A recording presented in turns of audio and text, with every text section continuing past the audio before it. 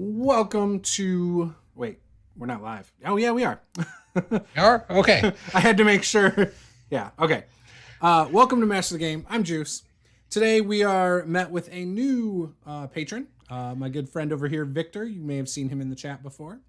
And then we're here with Peter, also known as BN Drake. He's got a really cool YouTube channel. He plays Stars Without Number. He also runs a game on this channel on Thursdays, Pulp Cthulhu.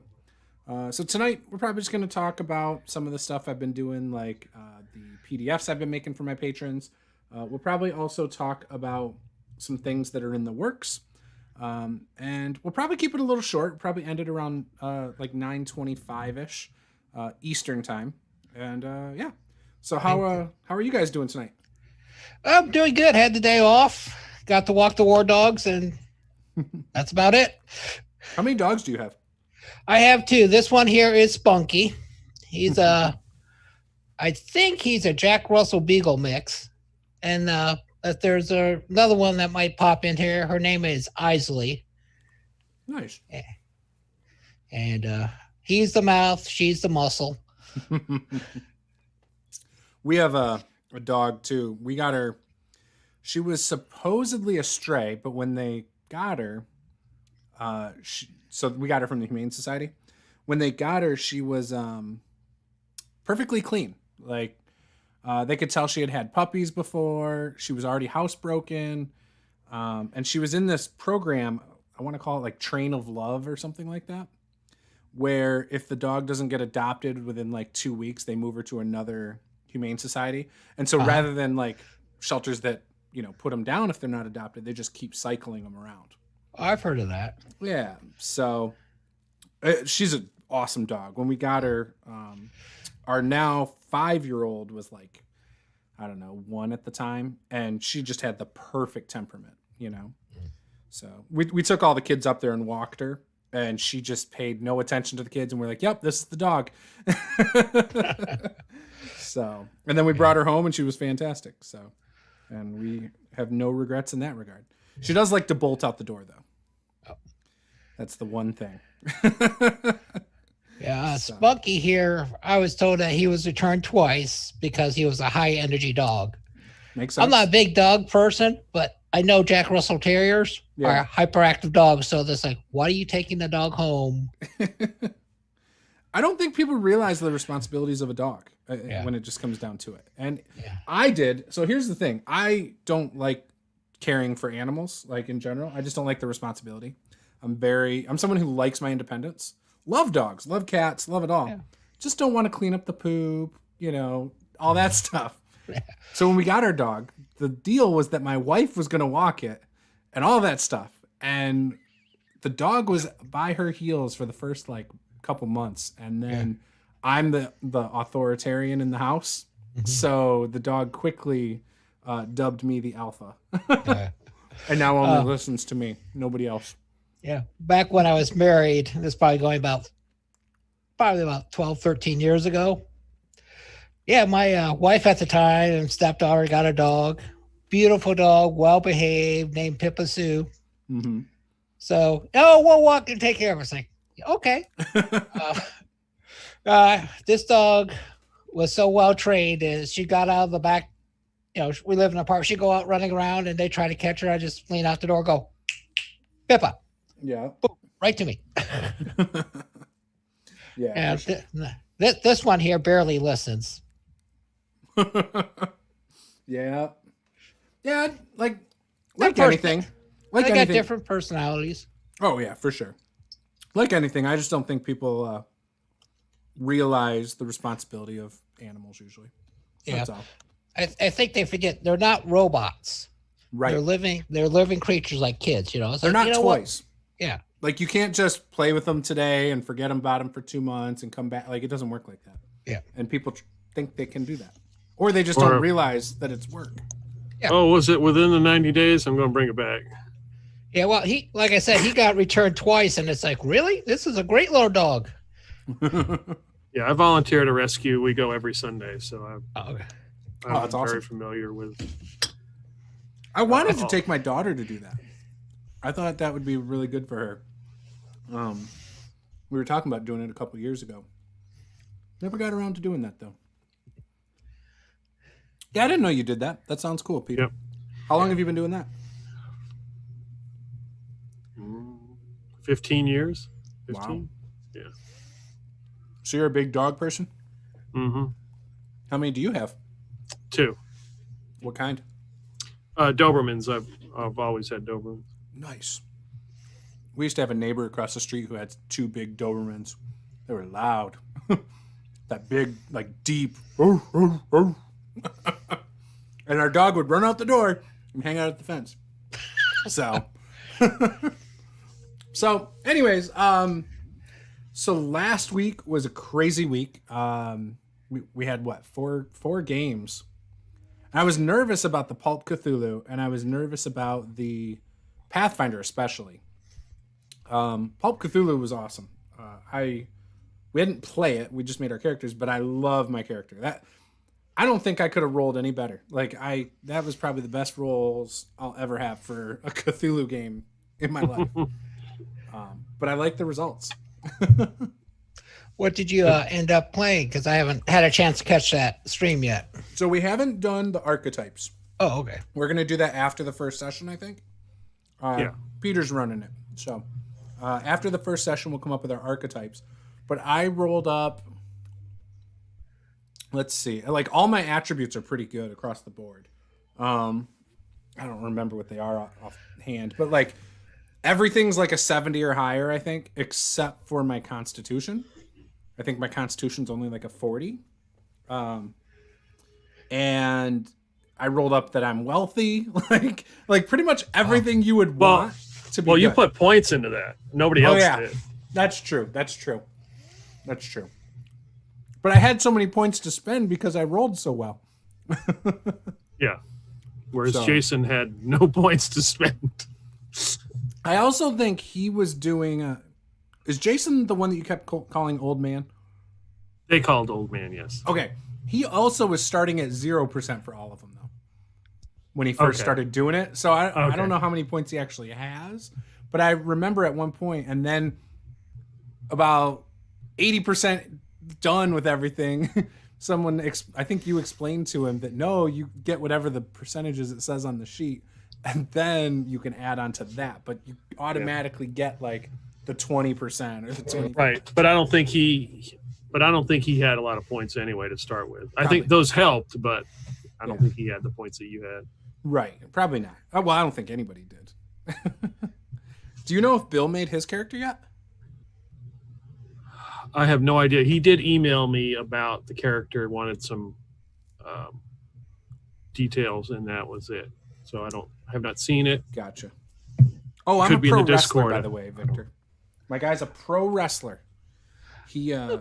His dream is to one day main event a pay-per-view that is live from MGM Grand Casino in front of tens of thousands of people, and he wants to win the belt in front of all those people.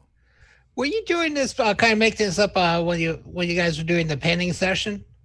No, this was it's a dedicated stream for that game. Okay, because I remember. I think I talked about it last week. Yeah, I think you were talking about it. Yep.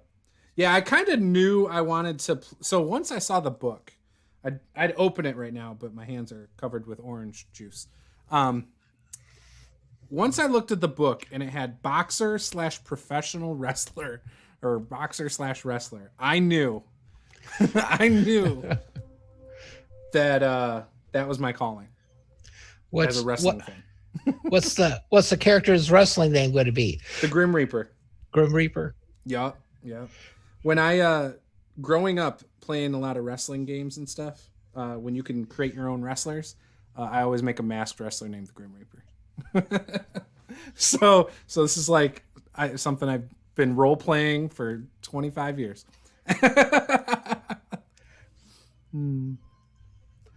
Although a different take on it, obviously. Yeah. Yeah, I can't remember. I think White Wolf had like a wrestling role playing game out for a while.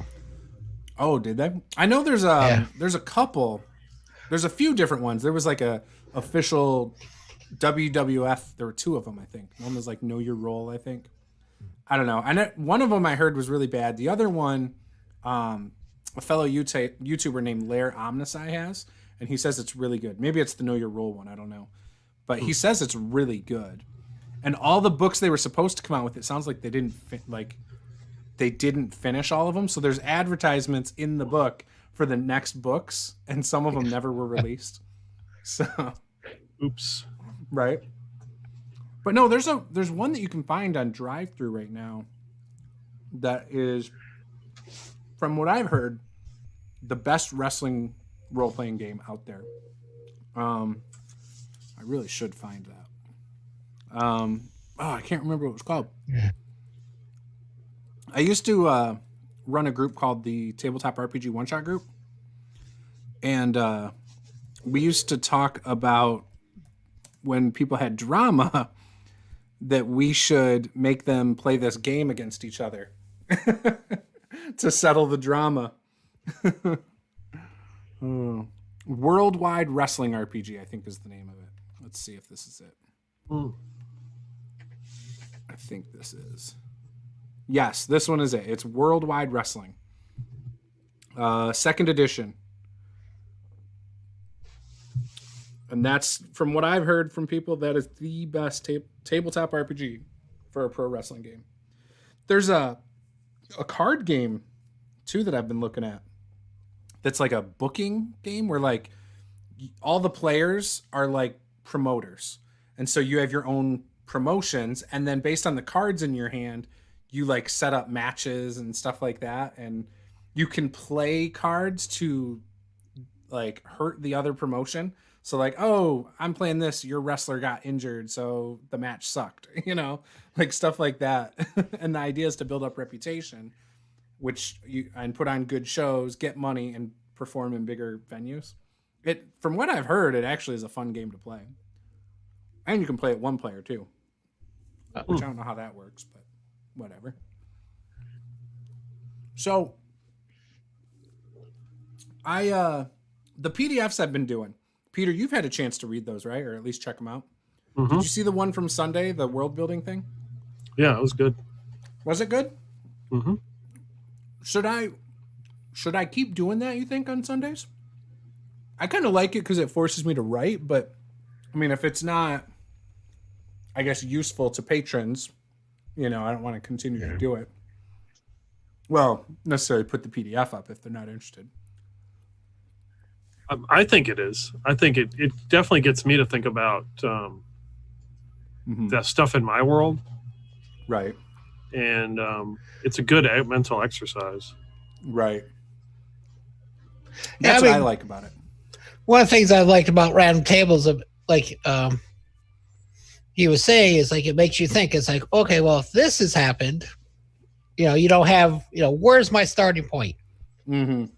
It's like, so you just pick up a dice and you roll. It's like, oh, hey, this is a good starting point. Yeah. Well, I like to prep my random encounters, talking to tables. And so, like, based on where players are at, like, I'll be like, okay, there's a chance they might travel to some mountains because there's mountains nearby. So I might, look at a table for that. Maybe there's a forest, so I might look at a table for that. And I'll roll different encounters on those. And so then when players, go into those, if I've rolled that they'll also face those, I've already got something planned. You know what I mean? And the big thing about the prep of it is that I can then prep in story elements. So it's not just a filler encounter that has no thought put into it. It might have something important to the story. You know what I mean? Yeah. Like, the bandits actually have a medallion that you saw before. It's like, hey, are these two groups connected? Or a scar? Like, so maybe you rolled up something like, oh, a bear, a rabid bear, but maybe it's got a scar that's, significant because maybe it shows a specific type of damage. Maybe it was burn damage, right? So maybe something had like a flaming sword that caused it. Well, why is that important? Because the bandit leader has a flaming sword or something. You know what I mean? Mm-hmm. Like you could do stuff to tie it together. Is it a blink bear? I love that. Do you do that? Do you take monster properties and just apply them on different things? Oh yeah, I did that. I had the beginning of a session. They were in blink bear country. Mm-hmm. I had to watch out for blink bears. Yeah, That is so good. I've just read the novel Jumper. Yeah. That the movie was based on, and what that guy does in the book is totally different. But yeah, he beats up people with no problem teleporting around. I would hate to think what a bear would do. I think that sounds awesome. I played a one shot once that had a rust monster Hydra, and that was probably one of the coolest like concoctions of monsters I've ever seen. Mm-hmm. The fact that it could, I can't remember if it like had like a breath weapon that did the rust monster thing, or if it had a tail that did it. I don't remember what caused it. Obviously, it was tougher than a regular rust monster. And then on top of that, you couldn't kill it because it kept sprouting new heads. So we ended up running from it. Whoa. A party smart enough just to run away? So we knew going into this game that it was going to be a meat grinder, which basically means bring a lot of characters because you're going to die multiple times. And so we ran from it because of that. And then I think we collapsed the bridge as it was chasing us, if I remember right. Maybe we didn't do that, but we ran across a bridge. And then at some point we were in, I want to say a cave or something. And I literally opened a door, and it was a door of annihilation. So I died, like just automatic death. Yeah, it was rough. I think I went through 2 or 3 characters in that game. It was only a 3-hour session too. Wow. Yeah, it was streamed. It was online for the very first Brigade Con like 5 years ago. So I don't think it's up anymore because I think the person who had the YouTube channel made all their videos unlisted, so you can't actually see them unless you can find a link to it. I think he still has them up. It's just they're not public. So there's some other games that he ran that I really would like to watch. Like we played a Githyanki game, and there were a bunch of players in it. They were like, we probably had like 15 people rotating in and out of this game, and it was all episodic. So like when you jumped in at the start of every session, you were able to monologue your intro based on what was going on, and almost every single one started on the astral plane in like a Gith base. But yeah, that was a fun. We had some PvP in that too, because in order to move up, you had to fight the person that was ranked higher than you in the group. Okay. And you've talked about this. Yeah. And you can't like, no matter what, the person above you outranks you, so you have to go along with it, right? Now, if you spot weakness in the character above you, you were supposed to try and challenge their authority. So that was the other thing. It was like encouraged to do PvP. And so it happened quite a bit. I want to say I'm one of only like 2 characters who died by PvP over the course of like 12 sessions or something, 15 sessions. And we all leveled up really quick too. But yeah, it was a fun game. Really fun game. I don't know, I feel like it was so much fun. One, because I was just starting to get into the narrative idea of role-playing more. And then the other thing that really set it apart was I think it's not like your typical campaign. You know what I mean? Like you're starting in the astral plane, you're playing a monster race, but you're acting in your tribe's best interest. So it's not too far off from playing like a good character per se. But you're doing some evil stuff. Like if you look at it from the other side, right. Like you were evil as heck. But really, all you were trying to do was get stronger so you could eventually fight mind flayers and go up against. I think we had to go up against Vlaketh. I don't know. I didn't play the last few sessions, so I don't know how the story ended. But I want to say we had to fight Vlaketh, if I remember right. I think she's the deity or the goddess that they worship or something. But there was like betrayal from like other Githyanki against us, and so then like we got cast out of our tribe, which I think is why we had to fight her. Like it was pretty intense. So so what games do you play? I mean, it sounds like you play a wide variety, Victor. Well, I'm probably been playing games probably going on 30 years. Last several months I haven't played much, but I played and ran a game called Rift from Palladium. Yep. I ran their Superheroes Unlimited. I played D&D Second Edition. West End's Star Wars I've ran. That's the D6 one, right? Yeah. Or one of the two D6 versions, I guess. I guess there's another D6 version. And I've played faith-based games, if you're familiar with that system. Fate or Faith? Fate. Oh, F-A- yeah, I'm familiar with Fate. Okay. I've never played it, but I know of it. I really enjoy that one the most because it lets you really, the rules are very basic, but you add in your own, it really encourages people to role play. Yeah, you have your character sheet, rather than having a bunch of numbers, it's got like things about your character, right? Right. Yeah. So like you might be strong or something, and Right. have like a sentence about it or something. I've done a couple of the Warhammer 40K games, RPG style. I'm more of a role player than a war gamer. Right. So, but yeah, I could not list all the games I've played over the years. What's your favorite? If you had to narrow it down to like your top 1 to 3, what are your favorite 3 games? If I would say Heroes Unlimited, Rifts, and Star Wars West End games. Okay. Cool. And mostly the Star Wars ones, I enjoyed it because I was always running it. Yeah. Yeah. And it's like, okay. And my approach to if I run a game, I'm making up half the story. This is my half of the story. Okay. And then I shouldn't even say it's my half of the story. I made up our half of the story. You're on this planet. The other half of the story comes from the people who are playing it. It's like, oh, I want to go explore here. It's like, no, I want to get out of here. All right, well, you guys figured it out. And by the way, the Ewoks are attacking. Or whatever. And they're happened. eating you. Yeah. Bloodthirsty bastards. Yeah. Right? I love it. Very cool.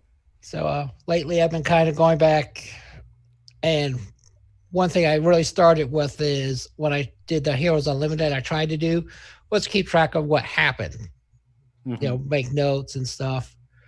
And unfortunately, a lot of it's not really relevant anymore today. So I've been kind of going back. It's like, yeah, I should get rid of that part of the campaign. Or that part of the, not really campaign, but the lore in the campaign. Right.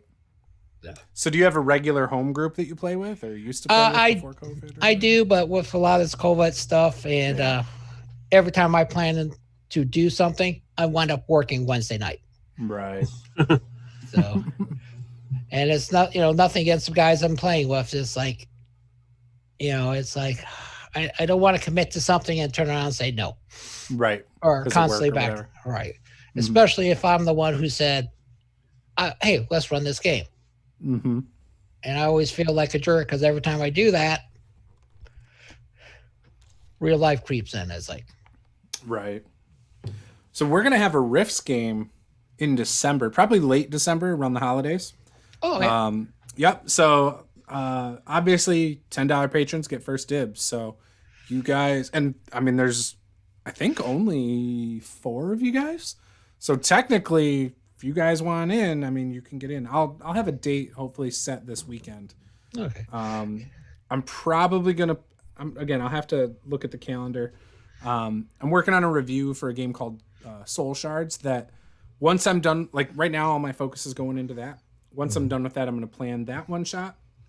I'm gonna make some pre-gens. So when I run riffs and stuff, also I I kind of throw the rules out a little bit. You know, if someone's doing something cool, I just go with it, and I'll if it's a skill roll percentiles, whatever. If it's an attack, obviously roll a 20 or whatever. Right. But I don't get hung up on like, oh well, I got a power attack and this and that. Yeah. I don't worry about all that crap and all the different hand-to-hand styles.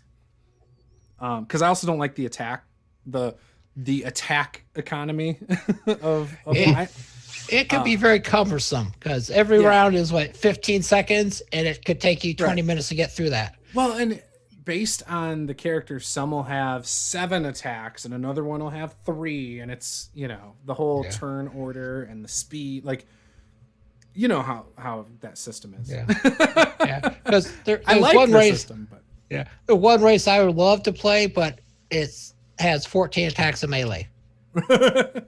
Well, so that's one of the things too. So I'm gonna do pre-gens. Yeah. And I'm gonna basically make it so everyone has about the same amount. And how they spend their actions is up to obviously you can do the dodge and get rid of your action for that. So it'll be interesting just to see what people end up doing with it. And I'm gonna make it like a very basic cheat sheet for the players as well. That's gonna be attached to the character sheet. That way, if someone's never played it before, they at least have an idea of different things they can do and when. Yeah. So I think that's a big problem. A lot of times somebody's like, oh, I would like to try it, but it could be so overwhelming to figure out what am I doing here? How do you create a character? Just looking at the Rift's book, trying to create a character if you've never played the game and have no idea, it's difficult for a lot of people. So this will make it easier. As you can tell by the misspellings that I constantly blame on the dog and the cat. It's like, man, even for me, I've been playing it for years. I'm looking at like 1 or 2 hours to generate a character. Oh yeah. I'll be honest. I have never. Have I made a Rifts character? I don't know if I've ever made a Rifts character. I think I've almost for my characters. I've always had a pre-gen and just renamed it. I think for Rifts, Heroes Unlimited, I've made probably thousands of characters because 97 is when I got into that. And I could not find a gaming group. And I used to just make characters because I was in middle school and high school at that time. Just continuously cranked out characters back then. I think that's how I found your stream one night. I was making a character probably? For Heroes Unlimited. And I'm like, I got that book. I got to run over here and get that book because it's on this page right here. Probably. Yeah. And you know what? I was probably making characters for a campaign for people that wanted to play it. And I have a feeling that was 3 years ago, maybe. I'm thinking it was probably 3 or 4 years ago. Yeah, I think I was making I was gonna make characters for everybody in my game based on their concepts, and then we never ended up playing. We had one of the players annoyed the others outside of before we ever played, and so it just never happened. And so I actually told him, I was like, hey, just so you know, nobody wants to play with you. Sorry, I would still play with you. Said some stuff that rubbed some people the wrong way, and so it ended up never happening. We never replaced him, and we never got I think at the time we needed one more person for what I wanted to do. It never materialized, unfortunately. But one thing I always like doing with the Heroes Unlimited, I always like to set it in the year 1992. Why is that? That's because I don't know. I just picked that. It was because it was election year. Dang it! It was an election year. Yeah, it was an election year. It was always New Year's when the campaign start.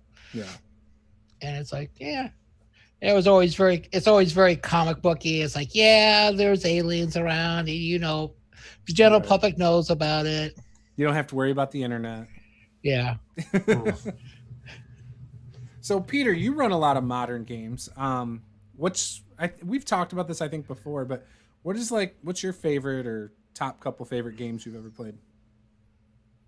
I really haven't played many. I mean, probably 5e. Yeah. Just because I've had the most bang for the buck out of it. It works pretty well. And we'll see what I got another campaign and Stars Without Number. We'll see how this one goes. Yeah. And speaking of superheroes, one of my players wanted to make a superhero. Yes, I said, you were talking okay. about that. Okay. It's something in the back of the Stars. So the Stars Without Number, you can get a free version of it, or you can pay and get another version which just has addendums and just extra stuff. Mm-hmm. So in the back of the extra stuff is space magic or magic, and you can be an adept, which is sort of kind of like a psychic, sort of kind of has magic, sort of kind of. And he's just like, yeah, I found that. I want to be a superhero. And I don't know if he had picked his name, but he ended up with Illumination Boy. Illumination Boy. Yeah, and he like has batons that like glow sticks that he runs around with. He's a raver. Yeah, it's just I'm like okay. That's one of the so I feel like I want to run more serious games. And I don't mind silliness at the table. Like, don't get me wrong. I love joking. I love laughs. But sometimes, like, I'll be planning something, like, for a campaign or, you know, at least for the first, like, part of it that's more serious. And then someone will make some goofy-ass character that it's like, what the hell? Like, you know what I mean? Like you all of a sudden, you think you're going to play, like, X-Men or something, and then you end up playing some weird, I don't know, some 8-year-old's comic book like that they made in their, you know, backyard. Superpowers are like he can eat things with an extremely big spoon or something. Like, I don't know. Yeah. So the premise of this campaign is that it's 5 years after the big bad guy's evil empire has fallen, and this is the last remnant that's left, and they are all players trying to help rebuild the empire. But what they don't know is that they are technically excess in the camp, and the general is trying to get rid of them. So he's sending them out on these missions, hoping that, you know, if they find something great, if they don't come back, oh darn. That's awesome. So they think he's an ally, but he's definitely not. Yeah, I mean, because the camp is going to double in size, they just found out. And they barely can sustain what they have. And yeah, so he's kind of like, you know, so hopefully in the next session, I will try to get it across as they leave and find out really whatever jobs they're doing are already being taken care of by somebody else like 3 times over, and they're really not needed. So I don't know. Maybe that will come across to them. I don't know. Maybe some droids can replace them now. Yeah. So yeah, well, I've got one character playing psychic, 2 psychics, but one character you can use. It's not telekinesis. Basically, you can form weapons. So he's basically playing a Jedi because he's forming like a sword in his hand and stuff.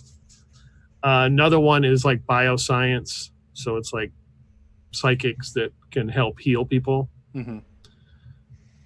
Those 2 characters. And then the third is a professor of planetology. That, of course, in the first session ran and helped save valuable research that was on fire. And then my last character is we got the superhero, 2 psychics. Now I can't remember who that third person is. Is playing like an alien, like in Men in Black, the little guy who was inside the body, like a human. Oh yeah, yeah. So he says, I want to play that. Okay. Right. So he's inside like a mech. I love how like your players will be like, I want to play this, and you're like, okay, like no matter what, you're pretty much a I'll allow it kind of guy. I really like. Yeah, well, yeah. This player has a history, and he will come up. I'll say, play whatever you want. Like in the last game, he came up with a particular race of character, wrote like a whole backstory. Like he couldn't be healed in the normal way. He had to go and sit on his hot rock and eat sand. And and stuff like that. And he, like when he was injured, he would drop acid, like it would fall on the ground and burn. Right. This is the player who was solid rock, and he was cursed, and I turned him into Nerf. So he had to role play the fact that he was Nerf, and it was raining, and he was getting all wet and soggy. So that's great. I try to be that DM. Like there's been times when people are like, "Can I play this?" I'm like, no, not usually though. I think I've done that maybe 2 or 3 times ever. Yeah.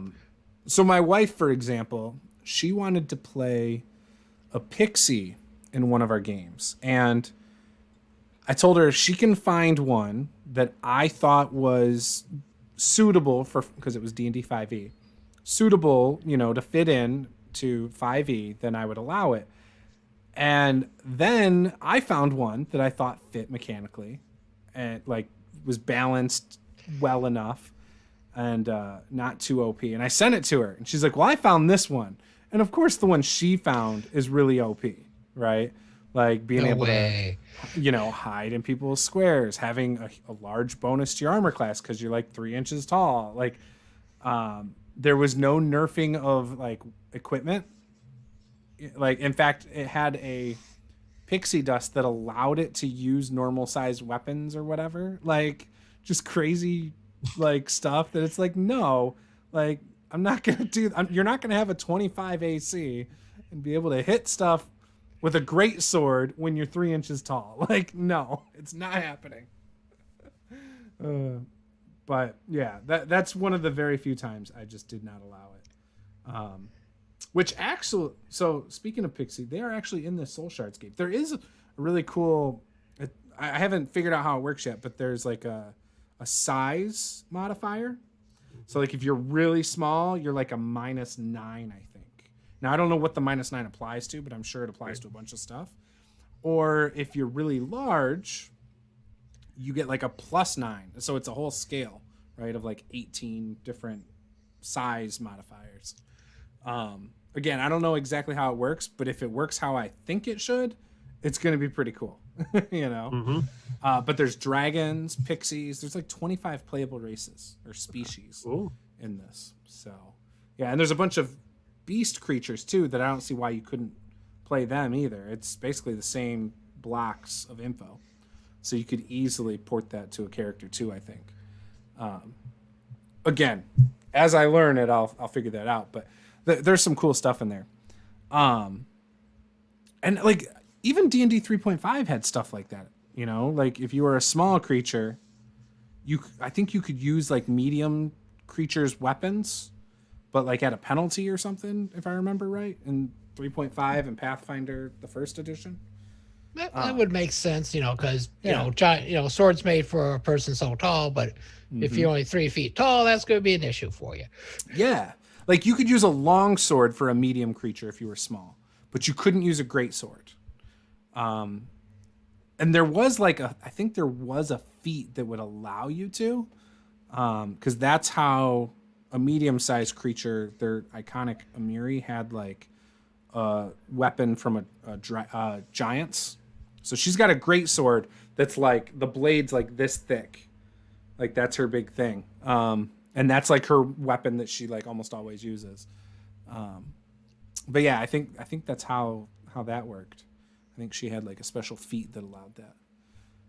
I don't know. I didn't play a lot of 3.5. Actually, I never played 3.5, and I only ran original Pathfinder for a very short amount of time after buying a crap ton of books I never should have bought. Yeah. That's why I love PDF so much. Oh, I hate PDFs. I can't sit there and read PDFs. I just can't. But I know a lot of people who do. So, yeah, I don't know. I'm trying to get back into making my own little game system. Something I just kind of do for fun for the most part. I don't know if I'll ever put it out there. I've shared it on my Discord with people if they wanted to check it out. And at this point, I've added so many things that just don't fit into the original idea I had. So now it's just like, here's a mechanic for this that doesn't really work with the rest of the stuff. And here's a mechanic for this that also doesn't work for the rest of the stuff. Right. but I would like to get something like done. It's like 60 pages. Most of it's placeholders. So it's not actually information. It's like, this is what's going to be here. It's probably a solid 25 pages worth of anything. So, but yeah, I'd like to see if I can turn that into something eventually too. And then put it out there. But I don't know. We'll see. But yeah. Do you guys dabble with mechanics ever? Or are you just, hey, I'm just going to play this game and stick with it? I tend to stick with the gaming system other people think up. Mm-hmm. You don't do any house rules for any of your games? Oh, yeah. Oh, every group has their house rules and stuff. Yeah. Nothing I can think of like right off the top of my head. Right. So.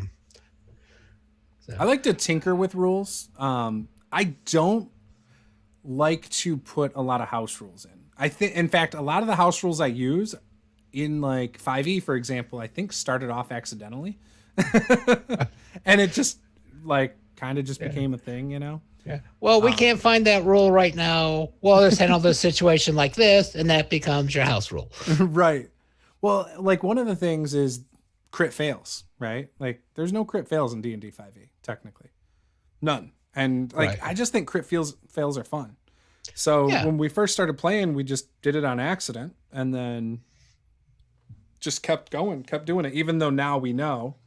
And I just, even with all my groups. So the thing with that is a crit fail doesn't always have a huge negative effect. It's like, for me, it's still situational, right? So like if you're doing a ranged attack and you have a bunch of friendlies near the target, you're going to hit a friendly, or there's a good chance you're going to hit a friendly. Like if there's 4 friendlies, I'll probably roll a d6. And if it's 1 through 4, I'll just pick which friendly it was. If it's 5 or a 6, it hit nothing. You know, I'll be nice enough for that. One of the guys I used to play Risk with, he did a really good job. And it's like the one rule one thing you never do is fire into hand-to-hand combat. Right, because if you roll a 1, it's rough. Yeah. Yeah, well, Rift is Palladium. It's 1, 2, 3, or 4. You miss. Yeah, unless they're dodging. Yep. Right. Yeah, you hit more often than not, technically, unless they're the defender's doing something. And of course, there's always that one person. Yes, a lot of times it was me. It's like, I think he's going to die anyways this way. I'm going to go ahead and shoot. Whoops! Yeah, I shot him. I shot. Oh, he died. Oh. Sorry, you have to make a new character. Well, that's what you get for using an MDC weapon against an SDC player. Yeah. Yeah, no, so yeah, I always kind of did something like that. I had a DM once who did, if you crit failed, your weapon broke no matter what. I hated that. Right. And we had a monk in the party and he crit failed a few times. So like he broke his foot one time. He broke his arm another time. And it's like, that's a 5% chance to break your weapon or to break your arm or whatever is a little much. Right. But it was, he wanted a lethal game. It was lethal for that guy. And Palladium Risk can be really lethal. Oh yeah, that definitely can be. Yeah. Yeah, I treat the 1 and the 20 is crit fail, crit success on everything. Yep. Even on skill checks, right? Yes. Yeah, so it's sometimes hard coming up with like what a crit success would look like for a skill check sometimes. Like depending on what the skill is. Like a lore check. Now you, like as a DM you kind of got to give them something extra. Or you know what I mean? Right. Just a little tidbit. I don't like, well, I've got a plus 15, so I have a 30. So this dude rolled a natural 20. He beats you. I'm sorry. Right. Tough break. So sad. He got the drop on you. Yep. For this little tidbit of knowledge, he knows. Yep. No, I do like that. I used to do that. I don't know if I always do crit fails and crit successes now. I don't think I always do. Not from the DM standpoint. Sometimes I do. In fact, sometimes when even as a monster, on attack rolls, I sometimes don't do crit fails either. It just depends on how I think the combat's going. Like if I feel like the combat, that's probably the closest I get to fudging, right? Like if combat is really easy and I roll a crit fail from my monster, I'm probably not going to count my crit fail. Because I'm like, nah. In fact, I did that in Tyranny of Dragons with some kobolds. I think I rolled a crit fail on one of my things, and I was like, no. Like, you guys, like, I don't know if it was, I think it was Tyranny of Dragons. Yeah. And it was like, no, I'm not counting it. Like, nope. It's going to be a fail, but not a crit fail. He needs his weapon. Years ago, I ran a Palladium Fantasy campaign, and there was a big evil dragon behind everything. Yeah, and the party were playing evil characters. It's like they're playing like greedy, sensible evil characters. It's like, no, we're not burning down this village because we need the crops from it. Right, so an evil person wouldn't just go and destroy everything. That's counterproductive. So they convinced the good party that was out there to stop them. Why don't we just join forces and take out this dragon? That's like, okay, it makes sense to me. They want to put an end to the war too, and the dragon's causing the war. And this poor ancient dragon got curb stomped because it was like, nope, you know what? I'm gonna make it fair. You guys roll this dragon's attack, natural 1. Okay, you roll the dragon saving throw because this is kind of a key point. Failed a saving throw. Okay, that's another 300 MDC points of damage. When you play Palladium Fantasy, do you use MDC? Sorry, I misspoke. SDC. Oh, okay. This poor ancient dragon who's been plotting this stuff for centuries gets beat up in like probably 5-6 rounds. Jeez. And it's like, man, I'm surprised it went that long. Were there any character deaths at all? A couple of good characters died. They were just cannon fodder. Yeah, they were cannon fodder, but the thing is that the evil party, I forget which person, thought about actually talking to the people out there trying to kill them. Yeah. It's like, all right. It's like, all right, that's how it's going to work out. Like I said, you're making up half the story too, so. What is your favorite region in the Palladium Fantasy line? I just always like to make up my own because it can be you read it, it's so overwhelming, goes into so much, Sure. And it's like, I don't think I could really do the correct interplay of, politics and stuff. Sure. Well, so that's like the Western, there's a lot of politics in the Western part. Right. And I remember that because I remember thinking, all right, I probably won't dive too much into that. I never ran that system. I played it. I played in a campaign of it. Palladium, from my point of view, always gives you the great fluff text. Gives you the really nice setting. That's what I think they do the best.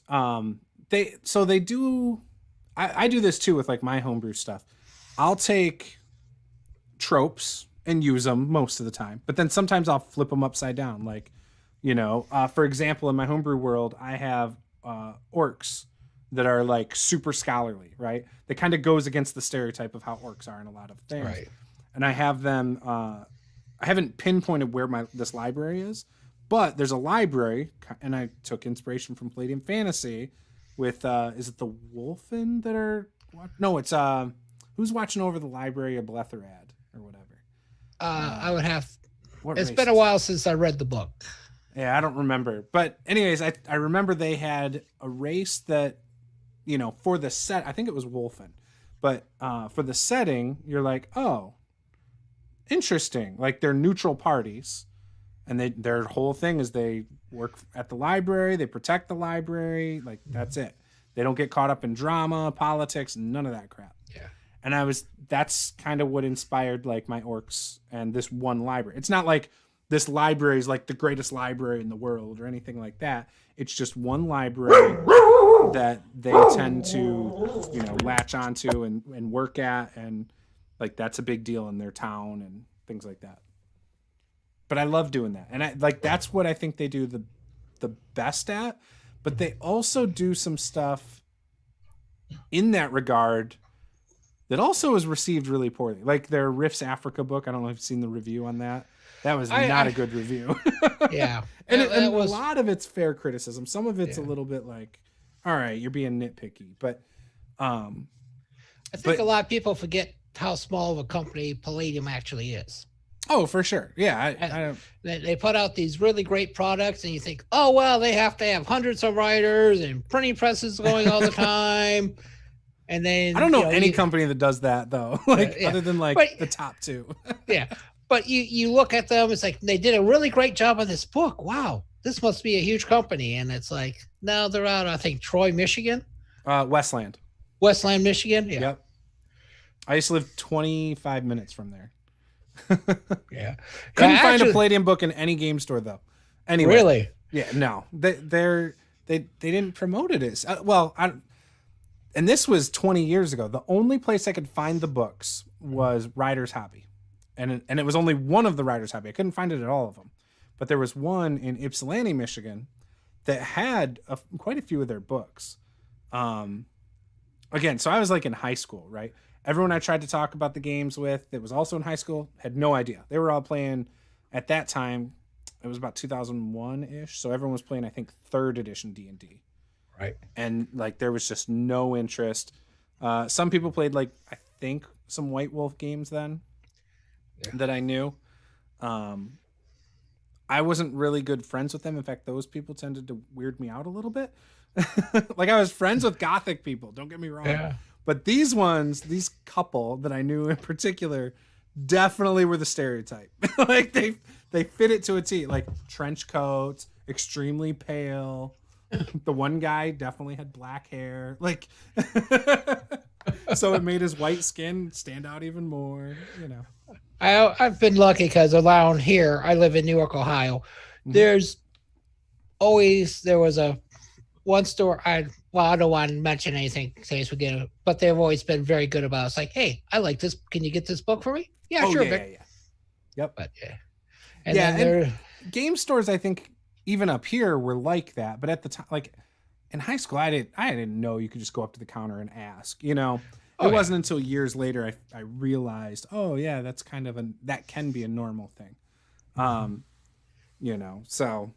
And I have we have a friend in town that's she owns a bookstore and she orders things in. Like if you want something, she can get it in. She'll deliver it, like, you know, whatever.